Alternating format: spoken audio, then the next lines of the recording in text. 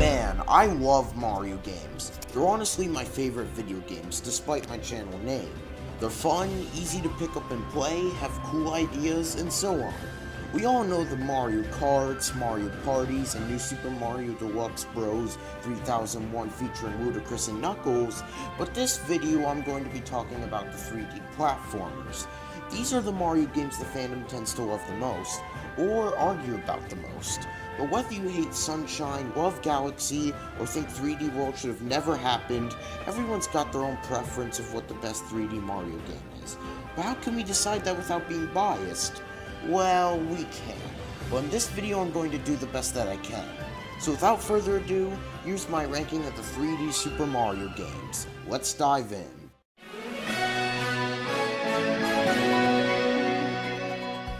Super Mario 64 remains one of the most popular Mario games to date. Being the first 3D Mario game ever, it makes sense as to why people love and remember it so much, but more on that later. We need to talk about its DS remake. Now, it's been a really long time since I played this game, and I mean a really long time. But really looking back, it wasn't as good as a game as I previously thought it was.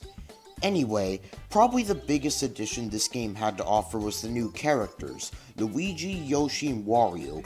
On the one hand, this is a really nice addition. It makes for a fun change of pace to be able to play as someone else besides Mario, and the choices of Luigi, Yoshi, and Wario make perfect sense. However, while they are really cool additions, they honestly feel poorly executed. Yoshi can't break brick blocks or pick up anything, so it's pretty much only useful at the beginning of the game. Wario runs like a fat guy who misses bus to Burger King at a speed slower than my upload schedule, not to mention he has a shit jump. The only thing they added to make use out of him is the metal blocks that only he can break. But if you have to add something in the game just to make your character useful, then the character probably isn't all that good to begin with. And Luigi can not only flutter jump like Yoshi, but has a backflip spin which makes him completely overpowered. But besides the new characters being added, they also added a bunch of rabbits to the game for each character to catch, as if catching one of those fuckers twice in a row was a nightmare within itself. But at least those little bastards unlock arguably the best part of this game, the mini-games. Hell, I probably spend more time playing the mini-games than I did the actual game. They're just so addicting. The control scheme is one of the game's biggest weaknesses. Because you use the D-pad as opposed to joystick like in the original game, you're always limited to 8 directions. There's a lot less flexibility in your movement. This can be a bitch in tight spaces, and it just shows that the DS wasn't really the best system for this. It's not unplayable or anything, but it just makes the experience more frustrating.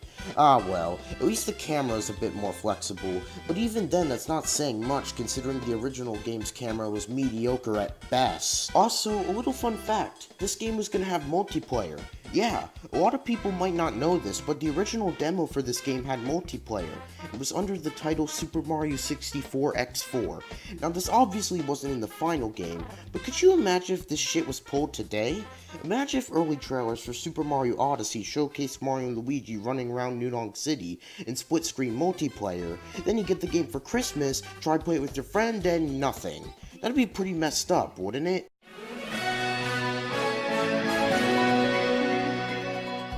So, now that we've tackled the DS game, might as well get the 3DS game out of the way too. Super Mario 3D Land tends to get a lot of criticism for its linear level design, but I think this type of level design works much better than an open sandbox game for a handheld console. And let's be honest here, you're not going to be able to rally a volleyball 100 times or collect 8 red coins just to get a power star on a 5-minute car ride to the movie theater.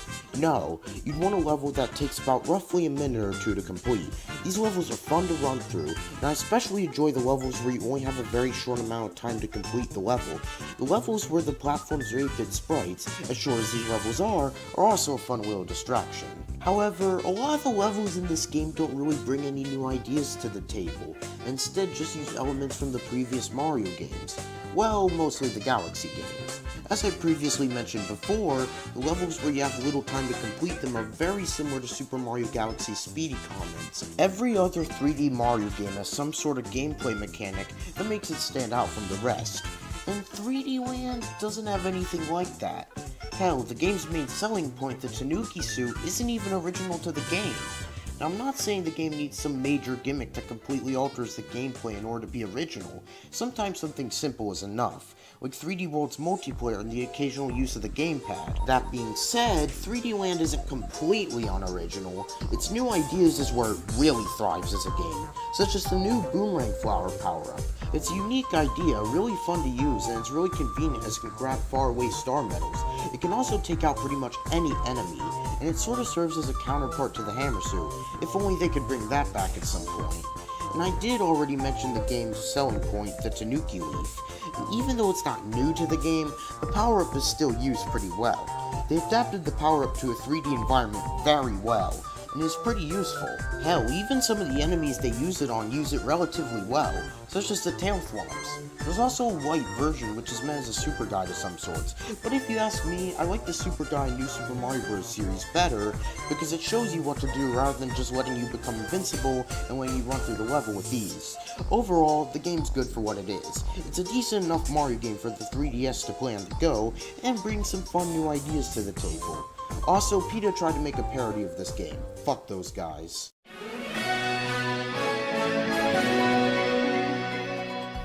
Now let's talk about the game that started it all. As I've mentioned before, Super Mario 64 was the first 3D Mario game, and it was a big change of pace at the time compared to other Mario platformers at the time. Super Mario 64 offers 15 worlds for you to explore, with my personal favorite being either Big Boo's Haunt or Lethal Lava Land. It's really fun to explore the different rooms in Big Boo's Haunt, and Lethal Lava Land has a lot of fun missions which revolve around the platforming, but all of them are fun to run around, except Dire Docks, fuck that place. The level itself isn't bad, but the awkward swimming controls butcher the level completely for me. The regular controls are good, however, and it feels really fun to pull off dives, long jumps, and side flips, so it's definitely better than the DS's controls, that's for damn sure. The game also introduced wall jumping, which proved to be so useful it made its way into 2D Mario games 10 years later. There's also the caps, which are all fun to use. The wing cap is fun, although it's a bit awkward to use, as you'll often find yourself coming to dead stops in midair.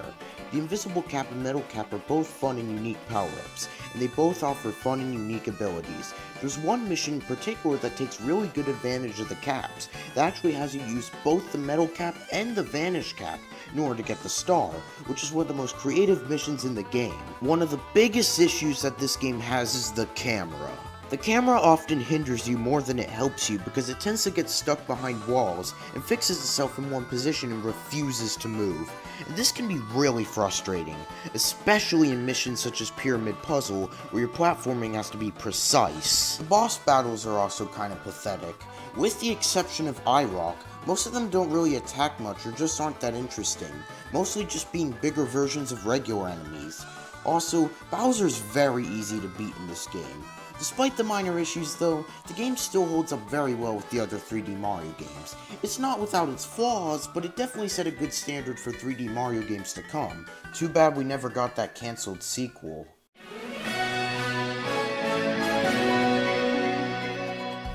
So after Super Mario 64, everyone was wondering when the next 3D Mario game was going to come. There was going to be a sequel for the Nintendo 64 disk drive, but that was ultimately cancelled. However, with the arrival of the Nintendo GameCube, we did get another 3D Mario game. Super Mario Sunshine is a very fun experience all the way through.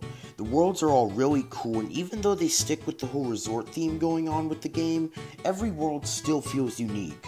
For example, Pinna Park is an amusement park themed world where you can jump around various rides and attractions, and even ride a roller coaster where you have to shoot bullet bills at Mecha Bowser using Flood, which is a really fun boss fight. It's fast paced, and it's really unique among other Mario boss fights. I mean, come on, you fight him on a fucking roller coaster. There's also Sirena Beach, which primarily revolves around a haunted hotel. It's unique among haunted levels because it still manages to be lively and upbeat. There's also a really fun mission where you have to navigate the entire hotel in order to reach a blocked off room. You first have to traverse a maze-like attic, and there are a lot of puzzles to solve along the way. We're spraying a painting to reveal a boo, which of course lets you go through it. In fact, I'd even say I prefer this game's worlds to Super Mario 64's, even though there are less of them. just because they feel way more lively in the sense that they have more NPCs to interact with and are overall just more fun to run around. The same thing applies to the hub world, Delfino Plaza. I think it's a way better hub world than Peach's Castle because there's way more NPCs to interact with and missions to do, even if some of them are bullshit. They even added voice acting to the cutscenes, which is kinda cool. How dare you disturb my family vacation? Okay, maybe never try that again. Ever. Anyway, Mario's robotic water pack, Flood, is a really cool idea, and is really useful for getting around places with its hover nozzle. It's a ton of fun just running around Delfino Plaza with the turbo nozzle, albeit it is a bit underused. However, I wish the nozzles were always there as opposed to constantly having to switch between them. It could make for some really complex level design. Hey, maybe if they ever make a sequel...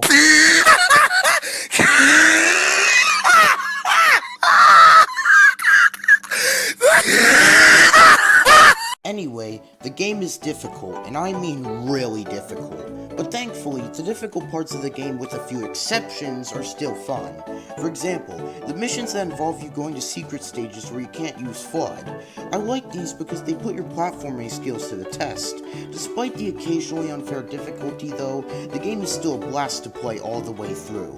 It offers a lot of fun new ideas to the Mario series. In fact, I would love to see a sequel at some point.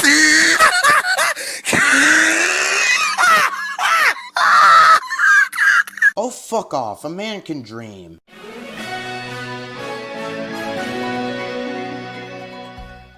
So, what happens when you take the ideas put forward by 3D Land and expand on them to make it suited for a home console? Well, then you get Super Mario 3D World. Super Mario 3D World is essentially a sequel to 3D Land, and as I said before, it does everything that game did and does it better. This game does the character system way better than Super Mario 64 DS did. Here, the characters are options and all have their own strengths and weaknesses. There's a few levels that require you to play as certain characters to get a green star or a stamp, but they're few and far between. Rosalina is also a cool secret character, as they gave her own unique ability, the spin from the Mario Galaxy games. It would have been better if she could still use the spin while using a power-up, maybe with the use of an additional button or something, but it's still a good addition to make her character unique. Also, the game finally has multiplayer. Yep, after both Super Mario 64 and the DS remake tried to do it, they finally made it work in a 3D Mario game. And I'm not talking about the bullshit multiplayer from Super Mario Galaxy, where the second player literally just sits there and points a cursor at the screen.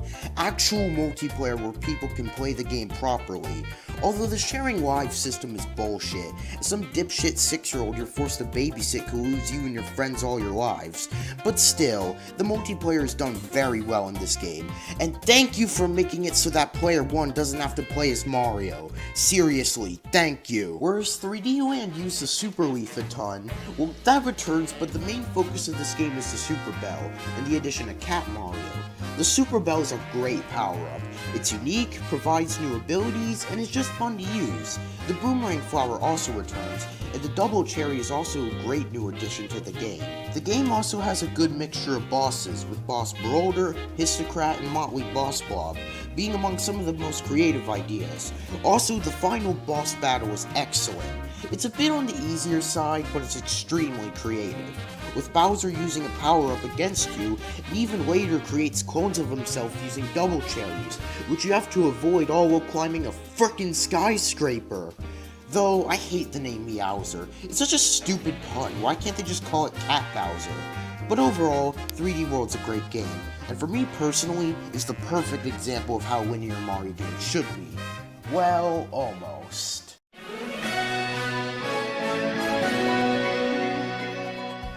With the Wii recently releasing, the developers of course had to have a Mario game on the system, and one that takes advantage of the system's motion controls. Now, how did they do that? Well, they sent Mario to space. Yeah, I know technically they did that in Super Mario Land 2, but that was only for like 3 levels, and was on a Game Boy screen. In this game, space is a straight up focus of this game, and it revolves entirely around Mario visiting galaxies, and there are many space-themed elements in the game such as circular planetoids, star bits, and of course the Lumas, which work well with the game. power-ups in the game are among some of the best in the series. They're used in a way more similar to the 2D games of the time, rather than keeping them when you get hit like in 64, or being completely absent like in Sunshine. And they did a great job on designing some unique and creative power-ups for Mario to use. Some of my favorites are the Red Star, which lets you fly around similar to the Wing Cap in Super Mario 64, except it controls way better. Too bad it's only used once. Good job making this power-up memorable, guys, seriously. The Ice Flower and the Boo Mushroom are also some of my favorites. The Ice Flower turns you into a frozen Jesus and lets you walk on water and lava, and the Boo Mushroom turns you into a Boo, as if that wasn't obvious enough already. And as such, it lets you do everything Boos are capable of, such as floating around and phasing through walls. There's a really cool mission revolving around this power-up in Sand Spiral Galaxy, where you have to avoid lights while traversing over quicksand. The galaxies they have in the game are really great too. They're all unique in their own way, utilize the power-ups well, and are overall very good. I especially like Matter Splatter Galaxy and Toy Time Galaxy. Matter Splatter Galaxy is easily the most unique level in the game, if not one of the most unique levels in the entire series. The ground will splatter and disappear, forming a path. It's too bad it only has 1 star. Man, why are all the best parts in the game only used once? But anyway, about the latter, Toy Time Galaxy is, as if it wasn't obvious enough already, a galaxy themed around toys. It's a really fun and unique level. I really like the dessert-themed platforming segments and the battle where you have to climb up on what's supposed to be Mecha Bowser. I get that's supposed to be a toy, but still, it doesn't look anything like him. Bosses in the game are also pretty well done. The boss fight with Bouldergeist was particularly enjoyable. He has a lot of cool attacks, including creating stone spikes which entrap Mario, giving him less room to operate, plus swinging the bomb boos at him is really satisfying, and I like how you have to hit him multiple times before he reveals his core. In fact, that's a problem with most Mario bosses, is that you only have to hit him 3 times and boom, just like that, the fight's over. So I really hope they fix that in the future. But overall, Super Mario Galaxy is a great 3D Mario game. Despite a few issues looking at you, Spring Mushroom, it overall gets a lot more right than it does wrong, and is a very fun and enjoyable Mario game. So how can you top that? Well...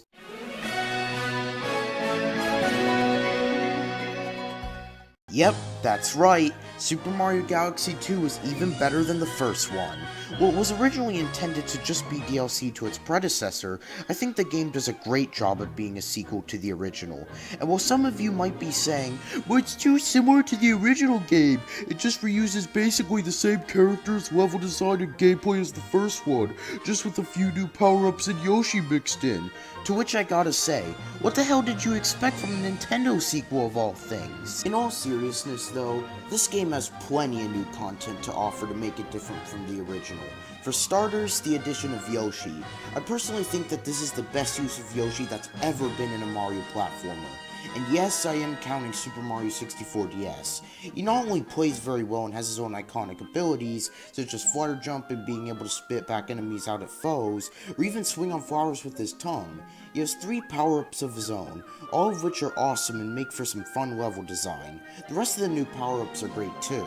The Rock Mushroom is awesome. It's really fun to roll around and mow down enemies with it. Plus, there's a lot of fun missions revolving around this power-up, such as a stroll down Rolling Lane in a Melty Monster Galaxy, where you have to maneuver around an obstacle course. The Cloud Flower is useful because if you accidentally slip up and fall, you can save yourself by creating a cloud platform. And the Spin Drill is nice as well, although I would have preferred if they had made it a full-fledged suit, as carrying a drill around limits Mario's moveset. That, and I wish they brought back the Ice Flower from the first Mario Galaxy game. It was a really cool power. God damn it, I just made a pun! The galaxies in this game are even better than the ones in the first game, even if a lot of them aren't space-themed, with my personal favorites being Melty Monster Galaxy, Supermassive Galaxy, and the Fluzzard levels. Melty Monster Galaxy is, as you'd expect, a lava-themed galaxy. It also stroll down Rolling Lane, which, as explained before, is one of my favorite missions in the game. And Supermassive Galaxy takes the term Giant Land to a whole new level by making everything absolutely huge. And the Fuzzer levels are a ton of fun. The one in Fleet Glide is absolutely exhilarating, where you have to dive down between a gate before it closes, as the factory is beginning to explode. However, it is disappointing that there's only 2 of these levels in the entire game, considering how fun they are. But hey, they gotta make room for those pointless green stars, am I right? I swear, those things are just there to expand replay value, which wouldn't be so bad if it weren't for the fact that there isn't any interesting new missions revolving around them. At least the Prankster Comets add some sort of gimmick to missions to make them more challenging. These are just lazily scattered throughout levels. The bosses in this game, with one exception, are some of the best in the series. The 2 Bowser Jr. fights in both Gobbleguts are my favorite bosses in the game.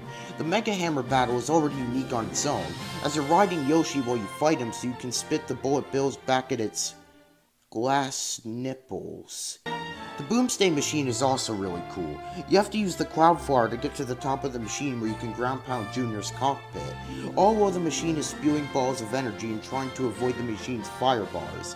And did I mention it starts moving around after the first 2 hits?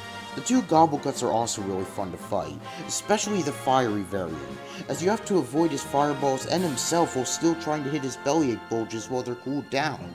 And believe it or not, this fight didn't give me that much trouble.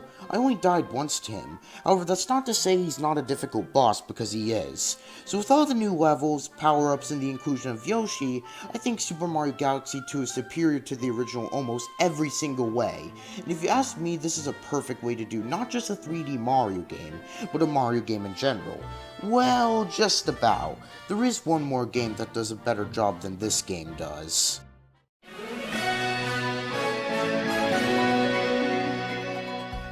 So, I'm sure those of you keeping up with the video have probably figured out what the number 1 spot will be. Despite being relatively new, I personally think that this is the game that deserves this spot. So without further ado, let's talk about Super Mario Odyssey. Man, I remember when this game was first announced, I was so excited for it, as it was a brand new approach to the open world sandbox style of gameplay that Super Mario 64 and Super Mario Sunshine had to offer. And on October 27th of 2017, when I finally got to play it, I was not disappointed. For starters, the idea of possessing common enemies with Cappy and being able to use their abilities is absolute genius. It's so much fun to fly around as a Bullet Bill, go on a rampage and destroy everything in your path as a T-Rex, and shoot a mechanical wiggler as a Sherm, and move around as a tree.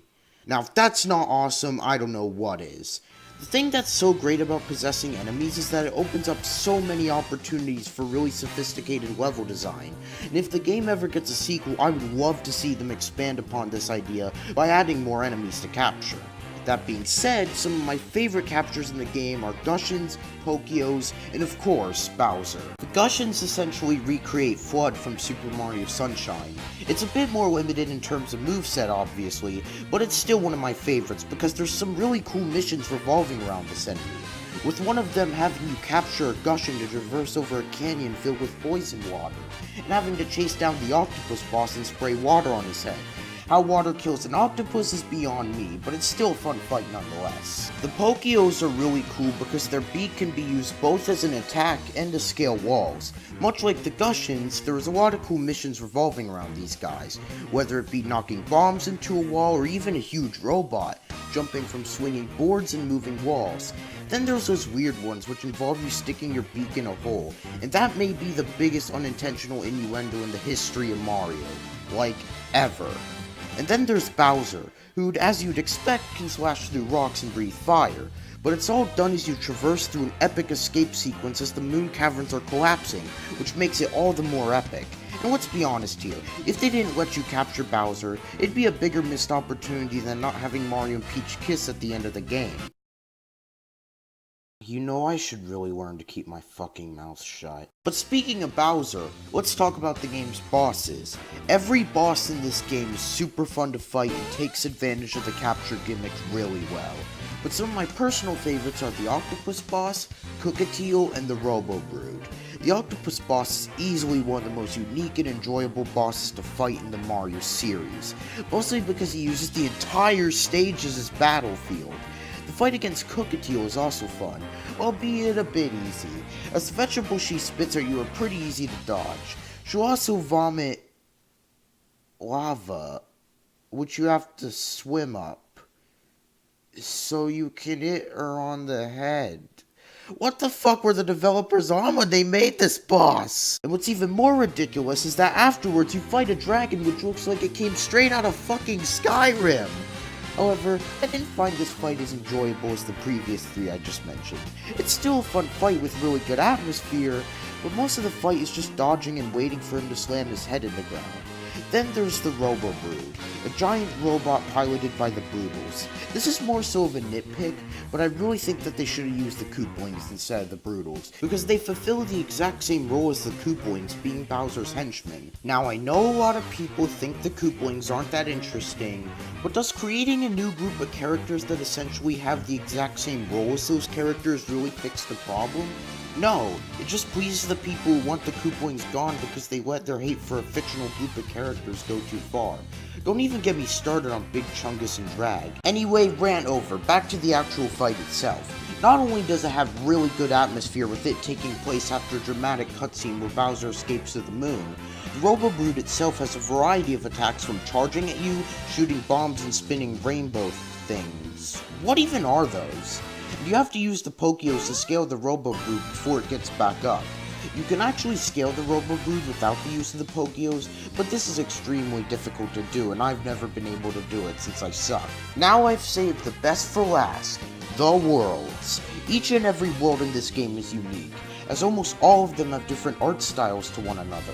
Not only that, they're all based off of real-life locations, but still keep the fantasy elements from the previous Mario games, which I think is really cool. Probably some of the best examples of this are the Metro Kingdom, the Luncheon Kingdom, and Bowser's Kingdom, which also happen to be my favorites. The Metro Kingdom is based off of Australia. Okay, I don't think I was fooling anybody with that. It's obviously based off of New York City, right down to its landscape. And surprisingly, it works pretty well for platforming. And I don't know why, but it's especially fun to jump off the top of the New Donk City Hall. This kingdom probably has some of the best missions in the game. From escaping a T-Rex on a moped, having to go through a platforming section with a bunch of girders and hammer bros, and of course, the New Donk City Festival. It's more of a bonus stage than anything, but it's still a ton of fun to play through, and you do get to fight the original Donkey Kong, so that's cool. But it also hosts some of the hardest, like jumping off of the New Donk City Hall on a moped and having to land on top of a building which has a parking space on it for some weird reason, and that fucking challenge that we don't speak of. The Luncheon Kingdom is very surreal to say the least. I mean, it has a sea of Pepto-Bismol lava and fork people, which are fucking adorable, by the way. Like the Metro Kingdom, this kingdom has some of the best missions in the game, with them primarily revolving around the use of the lava bubble, which, as you'd expect, lets you swim in lava. That's pretty much it. That's pretty much all it can do. I've always wanted a food-themed world in a Mario game, so it's really nice to finally have one, even if it is primarily volcano-themed. Plus, the music here is pretty catchy, so that's nice. Bowser's Kingdom is probably one of the most interesting Bowser's castles we've ever gotten, as it's now modeled after ancient Japanese castles. I know in 3D World we got World Bowser, but the levels themselves didn't stick to the world theme. But anyway, not only is it a ton of fun to run around the castle roofs and scale up the walls using Pokeos, but this world has some really interesting missions, such as climbing up a tower with moving walls as a Pokeo and traversing through a really cool 8-bit section on a folding screen. However, this kingdom does fall victim to a lot of lazily placed power moves, just hanging out in the open ready to collect. Which brings me to one major complaint I have about the game. There are some power moves that are just lazily slapped in the game, such as the ground pound this spot moves, or the ones that are just literally out in the open. Well, I know this was done so that there's moves you can just quickly grab if you have little time to play, but let's be honest here, open world games give off a way better experience when you sit down and play them for long periods of time. While I may have had more negative to say about this game than the Galaxy games, the cons that this game does have are mostly minor nitpicks, and all the pros in this game drastically outweigh the cons. From huge worlds which are all really fun to explore and which all offer some really fun missions, 2 really cool new gimmicks that change up the gameplay in a really interesting way, and fun bosses which take advantage of said gimmicks, Super Mario Odyssey has so much cool stuff to offer, which is why it's my #1 pick in my favorite 3D Mario game. Well everyone, there you have it. That's my ranking of every 3D Mario game to date. Did you agree with how I ranked them, or did you think my list was completely ridiculous?